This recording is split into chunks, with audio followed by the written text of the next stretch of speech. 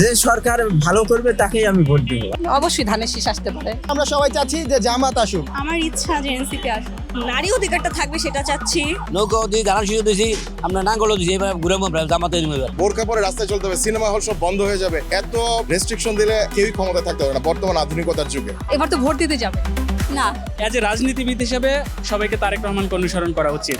গণভোট নিয়ে বেশিরভাগ সাধারণ মানুষের মধ্যে স্পষ্ট কোনো ধারণা না থাকলেও জাতীয় সংসদ নির্বাচন নিয়ে উচ্ছ্বসিত তারা এবং নতুন সরকার নিয়ে ভাবছেন তারা।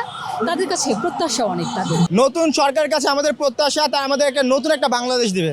তারা আমাদেরকে এমন একটা বাংলাদেশ দেবে যেখানে ইনসাফ কায়েম হবে, যেখানে আপনি আমি আমরা সবাই ইনসাফ পাবো। আমাদের কাউকে চাইতে হবে না। আমার যেটা মনে হচ্ছে সেটা হচ্ছে আপনার জামাত আসতে পারেন, বিকজ আপনার নৌকা দেখা শেষ, ধানের শীষ দেখা শেষ, লাঙ্গলও দেখা শেষ।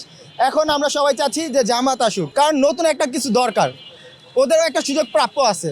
অবশ্যই ধানের শীষ আসতে পারে। তারেক রহমানের উনি যেই প্ল্যানগুলো বলছে ভালো লাগছে শুনে, যেমন শিক্ষা প্রতিষ্ঠানের মহিলাদের জন্য আর কি প্রত্যেকটা মানুষের জন্য ভালো চিন্তা ভাবনা করছে। এখন উনি ক্ষমতা আসার পরে দেখা যাবে কতটুকু বাস্তবায়ন হয়। নারীদের নিয়ে তো জামাতও কথা বলেছে, আবার ইস্তেহারে বিএনপিও কথা বলেছে। কাদেরটা ভালো লেগেছে? জামায়াত তো বলছে যে আপনার 8 ঘন্টা ডিউটি 5 ঘন্টা করে দিব। এখন ওরা কি আদৌ দিবে? আমার মনে হয় যে ধানের শীষে ভোট দিলে ভালো হবে। তারেক রহমানের ইস্তেহারে কোনটা ভালো লেগেছে?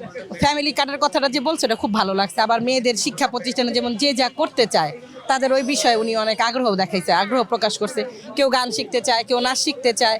যেমন অনেক সময় দেখা যায় অনেক পরিবার থেকে টাকা পয়সার জন্য অনেক কিছু করাইতে পারে না বাচ্চাদের, কিন্তু উনি নাকি ওরকম ব্যবস্থা করে দিব। যার যে মেধা আছে ওই মেধা অনুযায়ী ওইটা করতে পারবে। নৌকা দিয়ে ধান শিশু দিয়েছি, আমরা নাঙ্গলও দিয়েছি, এবার ঘুরে জামাতে এবার আমি অনেক এগিয়ে রাখবো বিএনপিকে, কারণ বিএনপির রাজনৈতিক দলের অভিজ্ঞতা প্লাস হচ্ছে তাদের এবছর, বিশেষ করে এবছর তাদের যে নমিনেশন দেওয়াটা, যে প্রার্থীগুলো, আমি একজন সচেতন নাগরিক হিসাবে তাদেরকে সাধুবাদ জানাই যে তাদের প্রার্থীতা বেশ সুন্দর দিয়েছে। আমি মনে করি যে অ্যাজ এ রাজনীতিবিদ হিসাবে সবাইকে তারেক রহমানকে অনুসরণ করা উচিত। তবে অতীতের সরকার থেকে মানুষ যখন ব্যতিক্রম কিছু চাচ্ছে সেটাই হবে। ফার্স্ট ভোটার হিসেবে নতুন সরকারের কাছে কি প্রত্যাশা বা কারা ক্ষমতা আসবে বলে মনে হচ্ছে? এখন তা আপাতত বলতে পারছি না কি আসবে, বাট আমার ইচ্ছা যে এনসিপি আসুক। আপনি কি ভোট দিবেন? ভোটার আপনি? হ্যাঁ, এবার আমি প্রথম ভোট দিচ্ছি।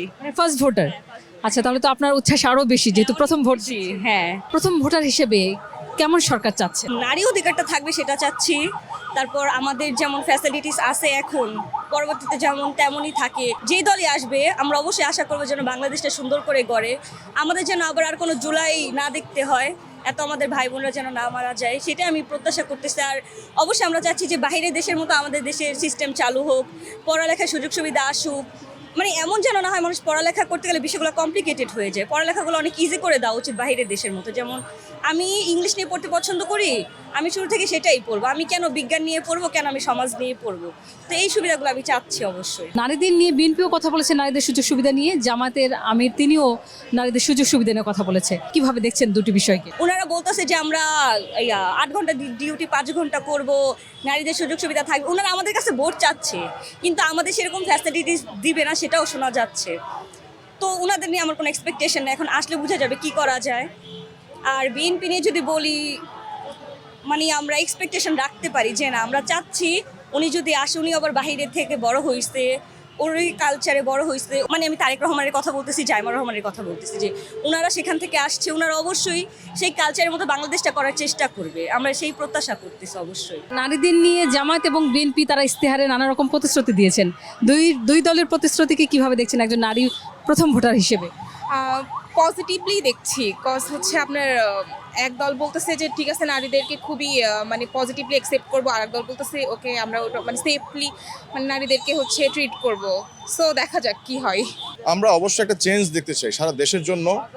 অনেক দিন আমরা একই মুদ্রার এক পিঠ ওপিঠ দেখেছি, একটা চেঞ্জ দেখতে চাই। দুই দলের ইশতেহার আমি দেখেছি, তবে আমি নারীদের ক্ষমতায়নের পক্ষে। আসলে বোরকা পরে রাস্তায় চলতে হবে, সিনেমা হল সব বন্ধ হয়ে যাবে। এত রেস্ট্রিকশন দিলে কেউই ক্ষমতা থাকতে পারবে না বর্তমান আধুনিকতার যুগে। কেউই দেশের জন্য মানে বলে ভালো করবো কিন্তু করে না। তো সব সময় মনে হয় যে যেই আসুক না কেন সেই জন্য সবচেয়ে বেস্টটাই করে। এবার তো ভোট দিতে যাবেন? না, কেন? ইচ্ছা নাই ভোট দেওয়া বা না দেওয়ার মধ্যে নাই। আর আমার মনে হয় আমাদের মেবি অটো ভোটও হয়ে যেতে পারে। এরকম মানে আশঙ্কা হওয়ার কারণ কি? আগের ভোটগুলো তো আমরা এভাবে যে যাইনি কিন্তু ভোট হয়ে গেছে। সময় তো বদলেছে, এখন তো বদলেছে, কিন্তু কাউকে পছন্দ না আসলে কাকে ভোট দিব, এই জন্য দিব না। যে যার লাকে আছে এবার সে হবে, সে সুন্দর করে দেশ চালালেই হলো। কিন্তু আমার পার্সোনালি নিজে ভোট যে দেওয়ার কোনো ইচ্ছা নেই। কিন্তু ভোট দেওয়া তো কিন্তু আপনার নাগরিক দায়িত্ব, এটা মনে রাখতে হবে। কিন্তু আমি তো কাউকে পছন্দ করি না, কোনো দলকেই না। এখন আমি কি করব? সবার কাছে একটাই কথাই বলবো, সুস্থভাবে যে নির্বাচনটা হয়। 2 বছর ধরে যে সরকারটা নাই, এটা কিন্তু কেউ কিন্তু দায়িত্ব নিতে চাচ্ছে না। একটা পর একটা দুর্ঘটনা হয়ে যাচ্ছে। সবার কাছে গ্যামজামটা হইলো কি জন্য হইলো বলেন দেখি, কেউ বলতে পারবে না। কিন্তু ওরা চায় সুস্থভাবে নির্বাচনটা হতে দিবে না, এই জন্য। যে সরকার ভালো করবে তাকেই আমি ভোট দেবো। আমি আশা করি আমার ব্যক্তিগত ভোট আমি ধানের শীষে দিব, তারেক রহমানকে আমরা বিজয় করবো ইনশাল্লাহ।